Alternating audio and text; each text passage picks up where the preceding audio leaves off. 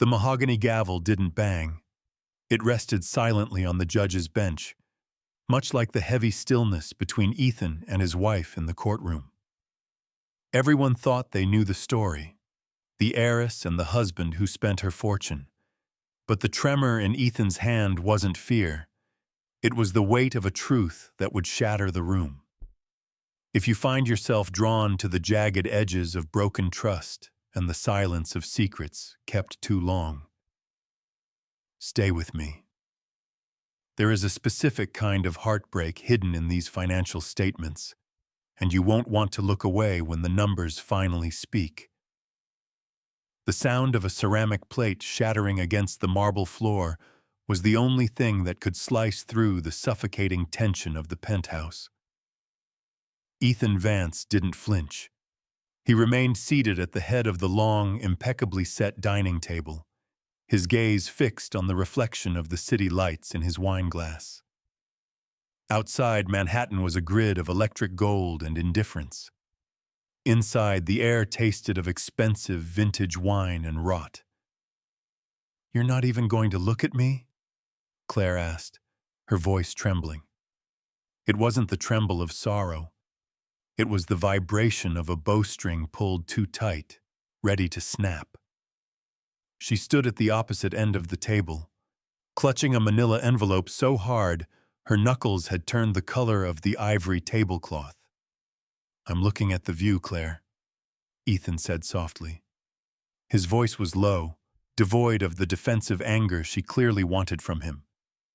"You always said you loved this view. You said it made you feel like you owned the world." "I paid for the view, Ethan. There's a difference."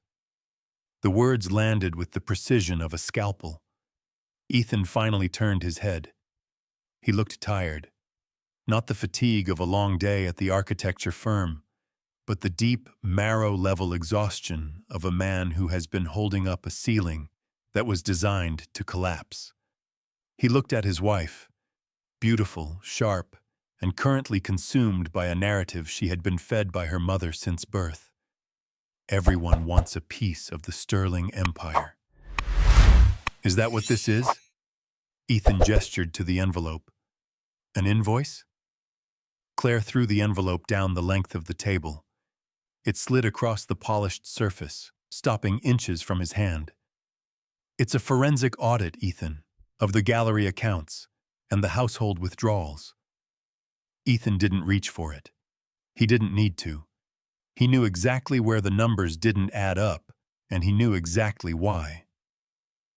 $300,000 in the last 6 months, Claire hissed, stepping closer. Her heels clicked sharply on the stone, a rhythmic countdown. Gone. Transferred to shell companies. Cash withdrawals. And then I find a lease agreement in your jacket pocket for a studio in Brooklyn. Who is she, Ethan? Is she worth my inheritance? Ethan picked up his napkin and dabbed the corner of his mouth, though he hadn't eaten a bite of the risotto. There is no she, Claire. Don't lie to me. Scream tore from her throat, raw and ugly. My mother warned me. She said you were too quiet, too accommodating. She said a man with an architect's salary doesn't wear Loro Piana unless he's spending someone else's money. I defended you. For 5 years, I defended you. I know, Ethan said, and he did. He remembered the early days, the way she used to squeeze his hand under the table at charity galas when her father made snide comments about the working class. He missed that squeeze.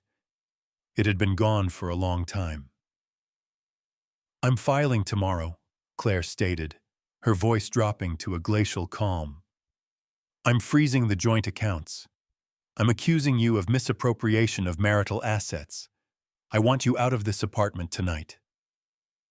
Ethan looked at the envelope again. He could explain it. He could tell her that the shell companies were vendors he paid personally because her gallery was hemorrhaging cash, and she was too proud to admit her curation wasn't selling. He could tell her the Brooklyn studio was a workspace for a tech startup he'd been consulting for, a venture that had just gone public. He could tell her everything. But as he looked at her face, twisted in contempt, he realized she didn't want the truth. She wanted a villain. She wanted the validation that she was the victim of a gold digger, because that was easier than facing the reality of their disconnect. Ethan stood up. He adjusted his cufflinks, the ones she bought him for their first anniversary. "You don't have to freeze the accounts, Claire," he said, walking past her toward the hallway where his coat hung. "I won't touch a dime of your money. I never have." "Liar," she whispered to his back. "You'll need a lawyer, Ethan. A good one. Because I'm going to destroy you." Ethan paused at the door. He looked back at the woman he had vowed to protect, realizing the only way to protect her now was to let her play this out to its bitter, inevitable end. "Do what you have to do," Ethan said, and he opened the door to the cold October night. "But remember this moment, Claire. Remember that I gave you the chance to just ask me without the lawyers." The door clicked shut, leaving Claire alone with her millions, her audit, and the silence. The headline on the New York Post hit the stands at 6:00 a.m., but the digital version had already been circulating in the group chats of the Upper East Side since midnight. "Heiress heist, Sterling Gallery Scion files for divorce amidst fraud allegations." Claire sat in the corner office of Marcus Thorne's firm, the leather chair swallowing her slender frame. The skyline of Midtown Manhattan sprawled behind her, a jagged jawline of steel and ambition. Thorne, a man whose suits cost more than most people's cars, slid a tablet across the mahogany desk. "The narrative is set, Claire," Thorne said, his voice smooth, lacking any real empathy. "We've positioned you as the unsuspecting victim of financial infidelity. The term plays well. It suggests intimacy and betrayal without the messiness of an actual affair. It makes him look like a parasite." Claire looked at the screen. The photo they had used was one of Ethan from a gala 3 years ago. He was looking off camera, unsmiling, a glass of champagne in his hand. With the grainy filter they'd applied, he looked calculating, cold. "Do we have to be this aggressive?" Claire asked, her finger hovering over the image. "He hasn't even responded yet." "He's an architect, Claire. He knows about structural integrity," Thorne replied, capping his fountain pen. "If we don't demolish his foundation now, he might try to claim equitable distribution of the gallery. We are cutting off his supply lines. By noon, he won't just be single, he'll be radioactive." 3 miles south, the air conditioning unit in the hotel room rattled with a rhythmic, dying wheeze. Ethan sat on the edge of the stiff, queen-sized bed, staring at the beige wall. The room at the Bowery Grand, a misnomer for a mid-tier business hotel, smelled faintly of industrial lemon cleaner and stale cigarettes. His phone buzzed on the nightstand. It had been buzzing for hours. He didn't pick it up. He knew what he would find. The text messages from mutual friends. Lucas, Sarah, the people he had grilled steaks for on the 4th of July, had stopped abruptly yesterday. Now, the silence from the bum was louder than the notifications from the press. He finally reached for the device, his thumb hovering over the screen. A notification from LinkedIn popped up. "Your connection with Andrew Sterling has been removed. Claire's brother." Ethan stood up and walked to the window. The view was of a brick wall and a fire escape, a stark contrast to the panoramic sweep of the Hudson River he had woken up to for the last 1,800 days. He felt a phantom weight on his ring finger, though the gold band was currently sitting in the safe of the hotel closet. He needed coffee. Crossing the lobby 15 minutes later, Ethan felt the shift in the atmosphere. It might have been paranoia, but the glances felt sharper. The concierge, who had greeted him with a practiced smile upon check-in, now seemed to busy himself with paperwork as Ethan passed. He walked to a small cafe on the corner, ordering a black coffee. As he waited, the TV mounted in the corner was playing a local news segment. His own face flashed on the screen, split-screened next to Claire's immaculate headshot. Sources close to the Sterling family claim that tens of thousands of dollars remain unaccounted for, the anchor's voice droned. Ethan Vance, a mid-level architect, has yet to comment on the allegations of fraud. Scumbag, a man in a construction vest muttered from the table behind him. Ethan stiffened. He didn't turn around.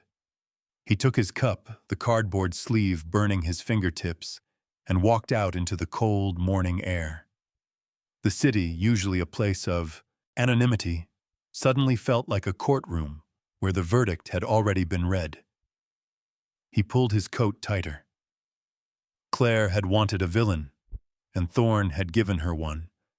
But as Ethan walked toward the subway, no longer taking the Uber Black that was customary for Mr. Sterling, he felt a strange, cold resolve hardening in his chest.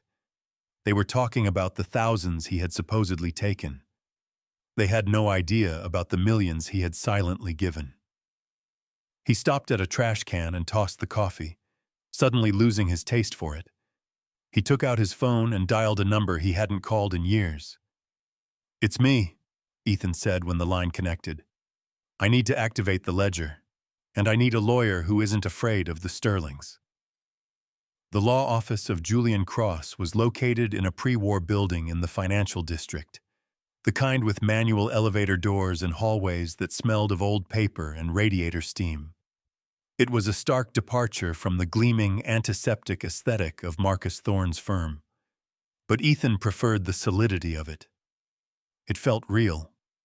Julian sat behind a desk buried under stacks of case files, his reading glasses perched precariously on the bridge of his nose. He was flipping through the documents Ethan had brought, a thick stack of bank statements printed on heavy bond paper.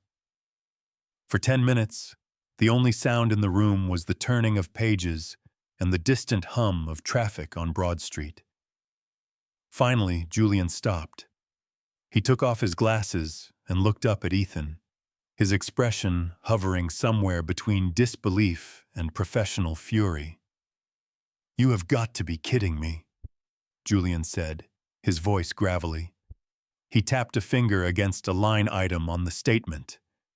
"This transfer here, $50,000 to Sterling Gallery Operating Fund, labeled as an anonymous patron donation, dated 3 days before Claire's big fall exhibition."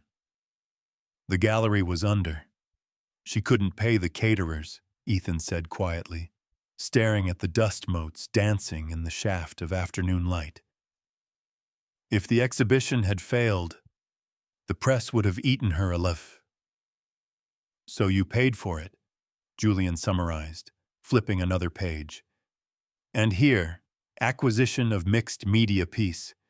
You bought the art yourself? Through a shell company?" "She needed a sale, Julian. It boosts the market value of the artist and the reputation of the gallery." Julian leaned back, the old leather chair groaning. "Ethan, do you understand what she is doing out there?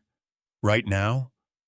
Her lawyer is painting you as a destitute leech who siphoned off her inheritance to pay for a secret apartment. And you're sitting here telling me you're actually the one keeping the lights on?" "The apartment is an office," Ethan corrected, his voice flat. "For the crypto consulting firm I co-founded 6 years ago, before the boom." "I see that." Julian waved the statement in the air. "I see the 8-figure balance in your holding company. I see the assets. Ethan, this is a slam dunk. We walk into court. We drop this on the table, and the judge dismisses her claims of financial abuse before lunch. We countersue for defamation, and you walk away with your reputation scrubbed clean. Ethan shifted in his chair. No. Julian blinked. Excuse me? We don't drop it yet. Ethan's eyes were hard. If you reveal this now, you reveal that her success is a lie. Claire defines herself by that gallery. It's the one thing she thinks she built without her family's name. If she finds out I've been propping it up, it won't just win the case. It will break her. She is currently trying to break you. Julian slammed his hand on the desk, a rare display of emotion. She has evicted you. She has shamed you globally. Why are you protecting a woman who is actively trying to destroy you? Ethan looked down at his hands. He thought of Claire, not the screaming woman in the dining room, but the woman he had found crying in the bathroom 3 years ago when a critic tore her show apart. He remembered holding her, promising her that things would turn around. He had made sure they did. Because I loved her, Ethan said, the past tense heavy in the room. And because when the truth comes out, I want it to be on my terms, not a press release, in court, where she has to look at me when she hears it. Julian stared at him for a long, long moment. He shook his head, a mixture of frustration and grudging respect. You're playing a dangerous game, Ethan. The longer we wait, the more damage Thorne inflicts.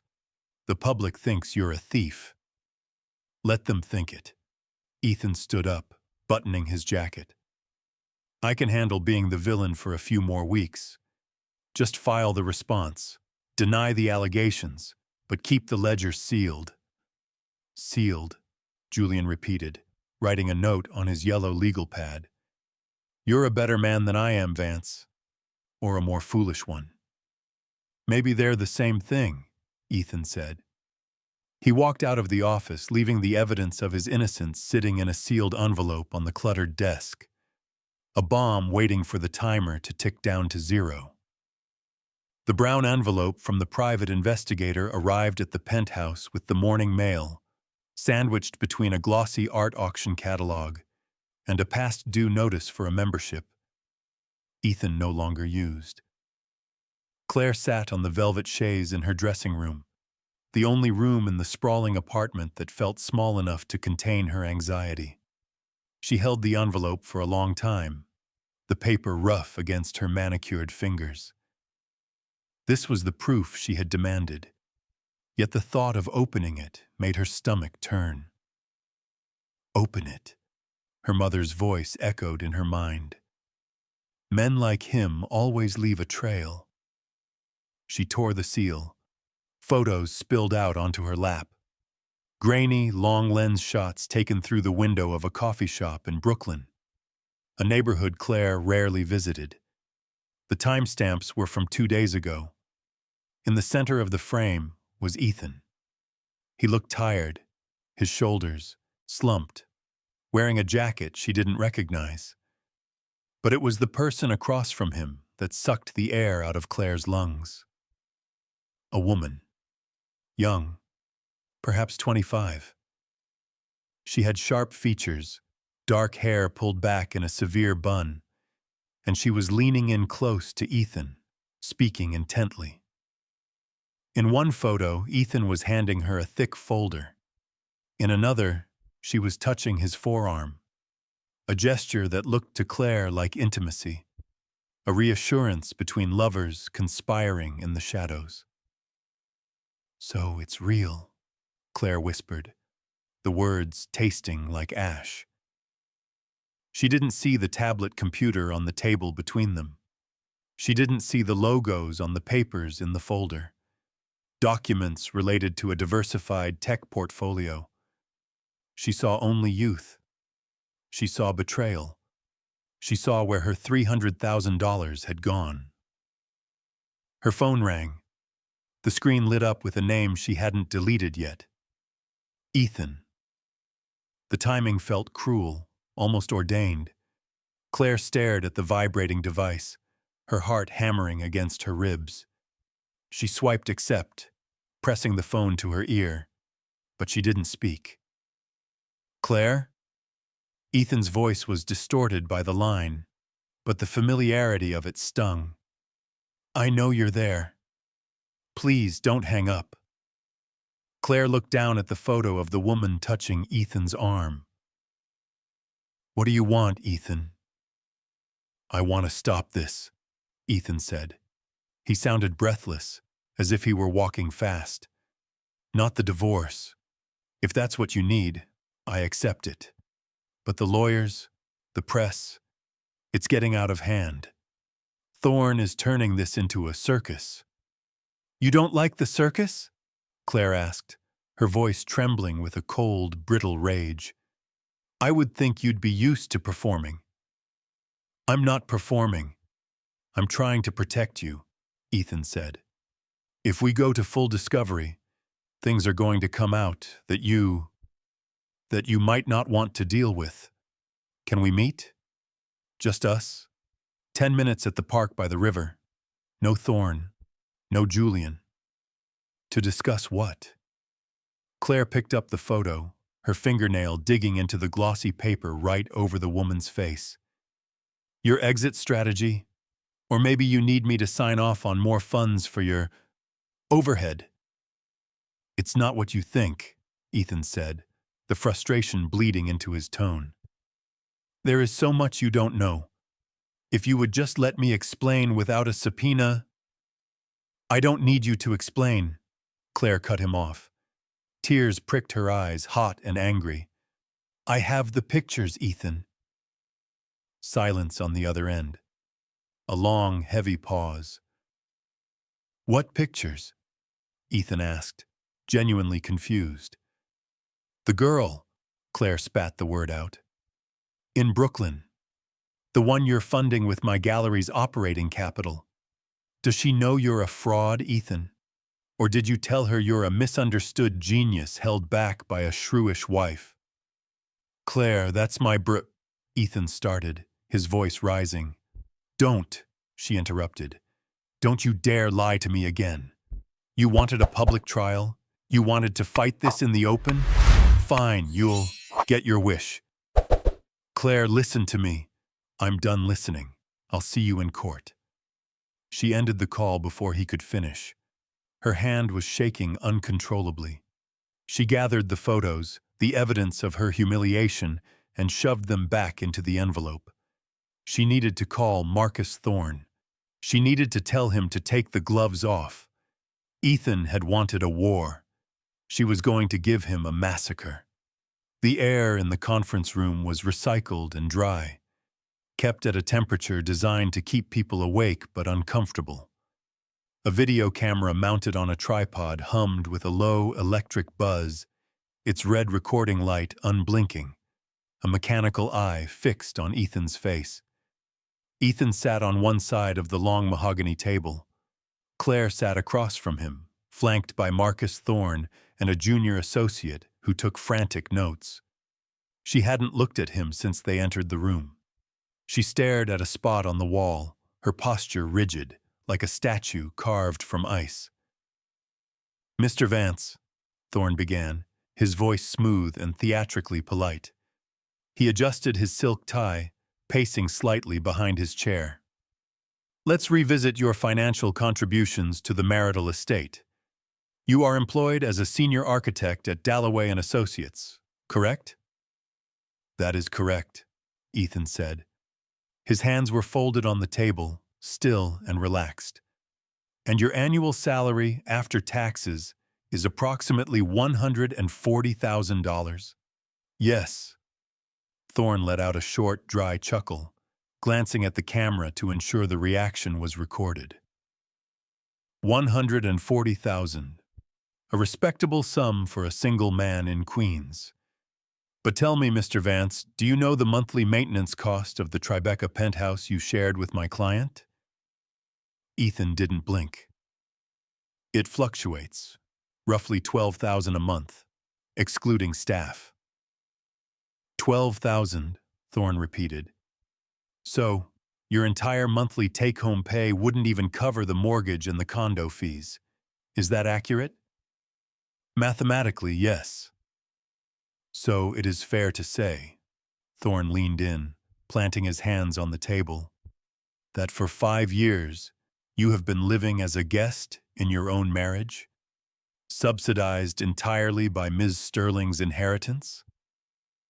Julian, sitting beside Ethan, shifted to object, but Ethan silenced him with a subtle tap on the arm.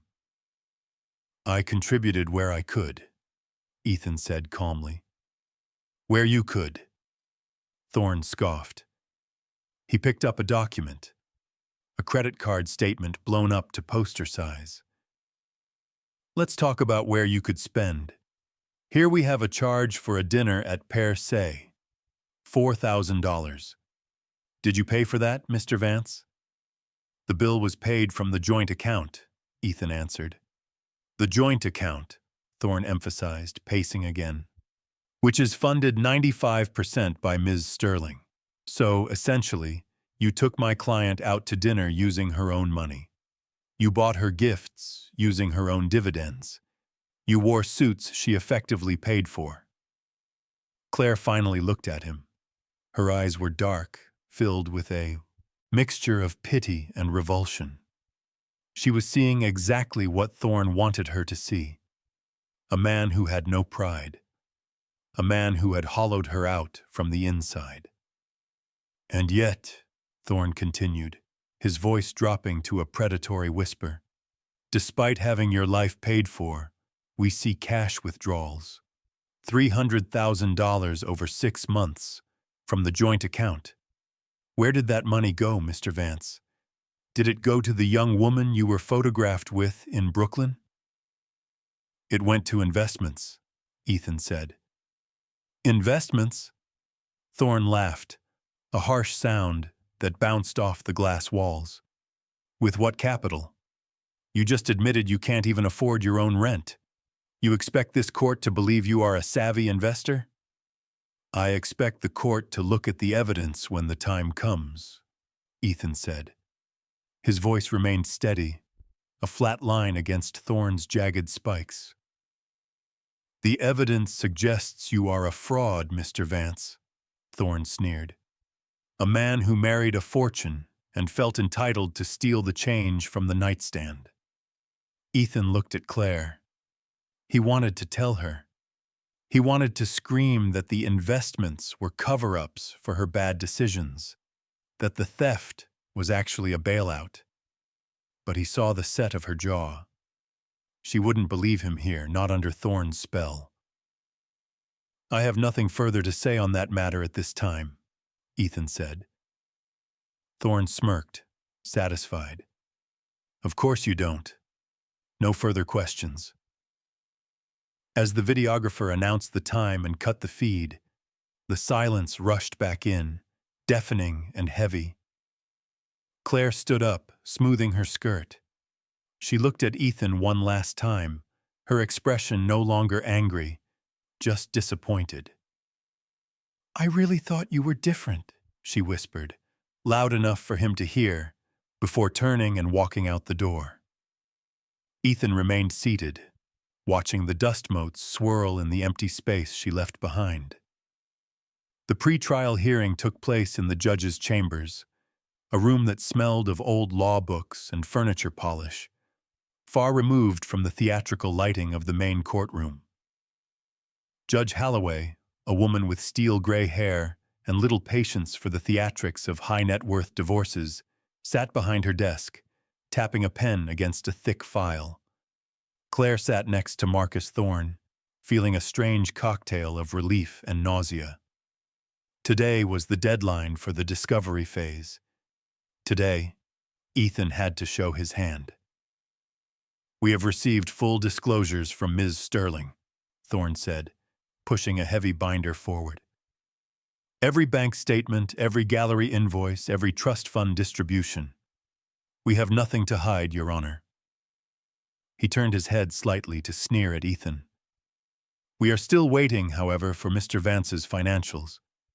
We assume the delay is due to the difficulty of explaining discrepancies. Ethan sat quietly next to Julian. He wore the same navy suit he had worn to their rehearsal dinner 6 years ago. Claire noticed a loose thread on the cuff. It made her heart ache, a sharp, sudden pang that she quickly suppressed. He looked defeated. That was good, she told herself. Defeat meant the truth was finally out. "We have the documents here, Your Honor," Julian said. He didn't produce a binder. Instead, he placed a single, thick manila envelope on the judge's desk. It was stamped in red ink. Confidential. Sealed submission. Thorne frowned. "Objection. This is a divorce proceeding, not a corporate merger. We have a right to examine opposing counsel's evidence immediately. The contents of these financial records pertain to proprietary algorithmic trading strategies and sensitive high-value asset holdings," Julian stated smoothly, reciting the script Ethan had approved. "Premature public disclosure could compromise the value of the assets. We request that these documents remain sealed until the final hearing on Friday, at which point they will be entered into the record in open court." Claire scoffed. The sound was involuntary. "Proprietary assets?" she whispered to Thorne. "He's an architect. He's stalling. He's probably hiding gambling debts or loans from loan sharks." Thorne stood up, buttoning his jacket. "Your Honor, this is a delay tactic. Mr. Vance is trying to buy time to manufacture a defense for the funds he misappropriated from the marital estate." Judge Holloway peered over her glasses at Ethan. "Mr. Vance, do you understand that if these documents are not what you claim, or if they are found to be incomplete during the hearing, you will be held in contempt and likely forfeit any claim to marital assets?" "I understand, Your Honor," Ethan said. His voice was calm, eerily so. He didn't look at the judge. He looked directly at Claire. For a second, their eyes locked. Claire searched for guilt, for the shifting gaze of a liar. She found only a profound, quiet sadness. It unsettled her more than his anger ever could. "Very well," Judge Holloway ruled, stamping the envelope. "The motion to seal is granted until Friday. But mark my words, counselors, I want this resolved then. No more games." As they exited the chambers into the marble hallway, Thorne was practically vibrating with confidence. "He's finished, Claire. The sealed envelope trick? It's the last refuge of a desperate man. He's hiding the fact that he has nothing. We'll crush him on Friday." Claire nodded, but she felt a chill that the climate-controlled air couldn't explain. She watched Ethan walk toward the elevators. He didn't look back.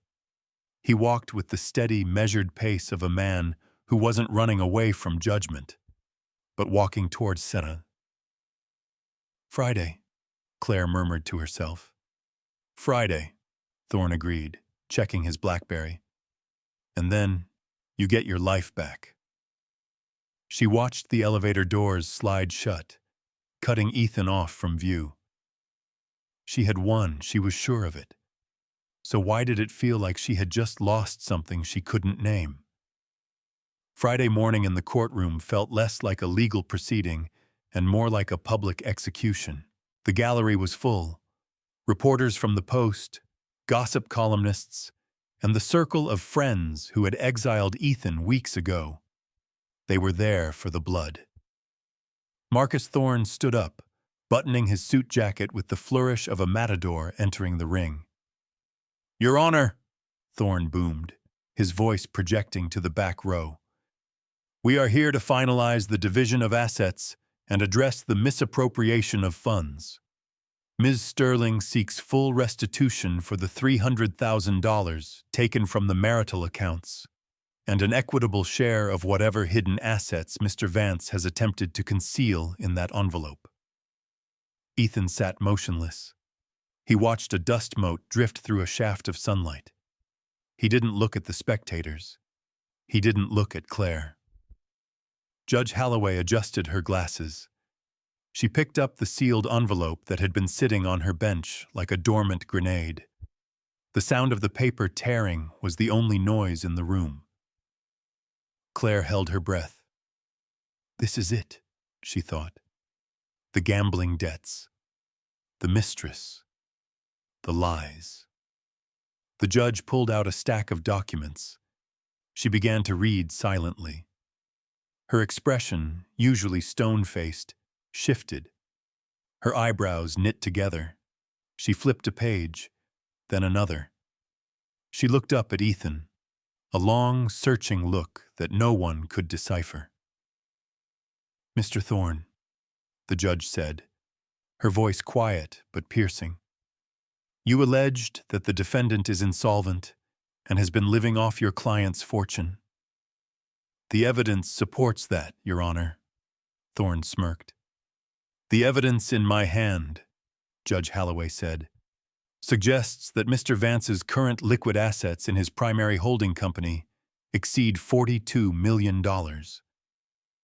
A gasp rippled through the room. It wasn't a movie gasp. It was the sound of 50 people inhaling sharp, confused breaths at once. Claire froze. The number didn't make sense. It was a foreign language. 40 million? Thorne stammered, his smile faltering. That's impossible. He's an architect. He is an early equity partner in Vertex Systems, the judge read from the summary, and a silent majority shareholder in several crypto mining operations dating back to 2016. She looked back at the papers. But that is not the most relevant part of this discovery. The judge looked directly at Claire. Ms. Sterling, you accused your husband of siphoning $300,000 from your joint accounts. He did, Claire whispered, though her voice had no sound. The withdrawals. I see the withdrawals here, Judge Holloway said. And I see the corresponding deposits. Every single withdrawal from the joint account was immediately routed to a third-party vendor. The judge picked up a specific sheet. May 12th, $50,000 withdrawn. Same day, $50,000 deposited to Manhattan Catering Group, payment for the Sterling Gallery Spring Gala. June 4th, the judge continued, the rhythm of her voice like a hammer. $75,000 paid to Soult. Kensington Art Logistics, shipping fees for your European import collection. August 20th, $80,000 paid to Sterling Gallery payroll. The judge lowered the paper. Mr. Vance didn't steal your money, Ms. Sterling. He was laundering your own bad debts. He was taking money out of the joint account to pay bills your gallery couldn't afford, likely to keep you from realizing you were insolvent. The room went dead silent, the kind of silence that rings in the ears. Claire felt the blood drain from her face, leaving her cold and dizzy. The puzzle pieces slammed together with a violence that made her nauseous.